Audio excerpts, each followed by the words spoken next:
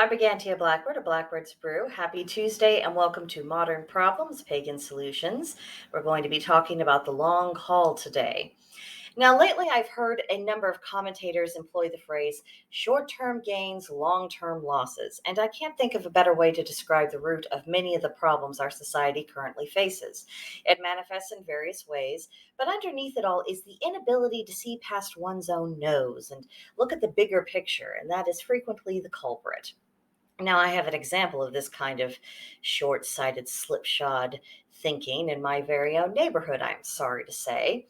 Now, for those of you who don't know, currently the husband unit and I live in a smallish town, and on our street, most of the houses were built around 1900. A lot of them have that very late Victorian style, and they need a bit of TLC. None of them are mansions. Yeah, they could stand some restoration work to, bring them back up to snuff, but the bone structure is there, and it's evident for anyone to see. Now, across from where I'm at, there was one such house, but it had unfortunately been very severely damaged in a house fire, and there was nothing to be done. They had to tear it down. Sad, but it happens. So the lot was purchased, and the old house was turned down, which I admit was a pretty spectacular sight to behold. But now the lot is all leveled out, and it's ready for the next structure to be built there. Okay, here's where it gets sticky. Apparently, the individual who bought the place is absolutely notorious for building duplexes, which isn't a problem in and of itself unless you think about the character of the neighborhood, and then you add on to it that the kind of duplexes he's known for building tend to be rather ugly and poorly constructed. The now empty lot is big enough for just such a monstrosity, and now I live in dread, and I absolutely cannot wait to move away. I've always been on the fence about moving away from here because even though I see a lot of the advantages about us eventually going to the farm, the fact of the matter is that I'm in my 40s in a small little house on a manageable lot. That does have its appeal. But if the neighborhood's going to be going to the dogs and we're going to have nothing but torn down structures replaced by rather ugly things, then the decision is made a little bit easier that maybe it would be best if we just moved away.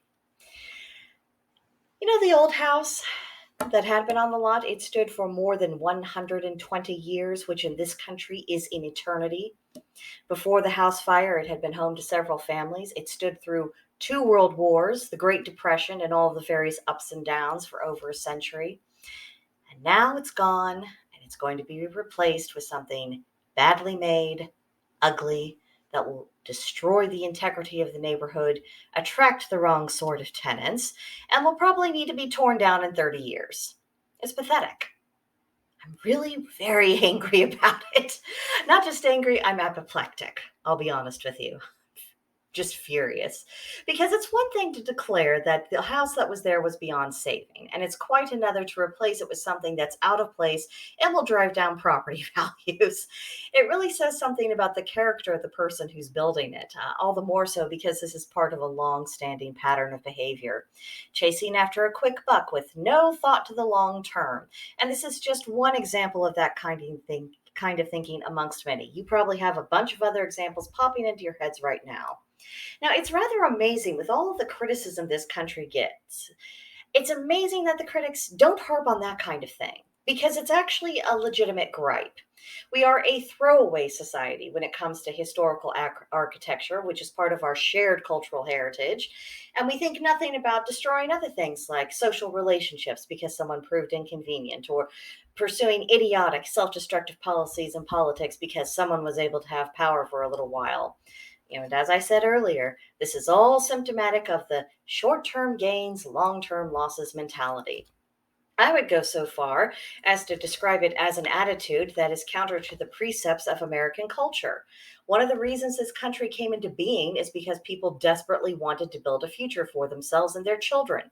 The Revolutionary War occurred because of concern for the long-term good, and people were prepared to endure a great deal just to have the hopes of being free enough to create that future. Long-term planning is also heartily encouraged in pagan lore. After all, they were agricultural societies by and large, and if you weren't thinking in the spring about how much you needed to plant, how much you needed to grow in order to hopefully have a good enough harvest to see you through to the next winter, then you and your tribe weren't going to make it. Even if you look at some of the modern commonly shared holidays, all of the variants of the holy days enumerated on the Wiccan Wheel of the Year, you'll notice that each and every one of them, there is some attention given to preparing for what comes next in the cycle. And as a whole, it illustrates the life cycle and everything that it takes to ensure that the life cycle continues, whether we are discussing physical survival or mental and emotional and spiritual well being. So, not only is it okay to be a planner, I would go so far as to consider it a virtue. And before anyone panics, learning to plan doesn't require giving up all spontaneity. If anything, planning helps make room in a person's life to be spontaneous. Now, obviously, there needs to be balance. And at this point in time, I think that we're so far on the end of we must never plan anything so that we can always be free and all the time and do these things. Yeah, we're so far here in La La Land. It has come to the point where we have actually begun to neglect our responsibilities. So I think it would be quite helpful to start leaning in the other direction towards planning and taking the future into consideration and thinking that maybe, just maybe, if we had some idea of what we were doing and why, it would lead to a better outcome. I'm just saying.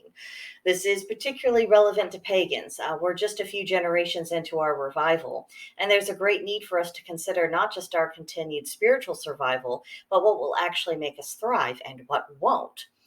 Because so much time is being wasted in the pagan sphere. If we're being honest with ourselves, we have to admit that, because we have all these people fretting over absolute trivialities that do nothing to improve understanding or behavior or even understanding the gods.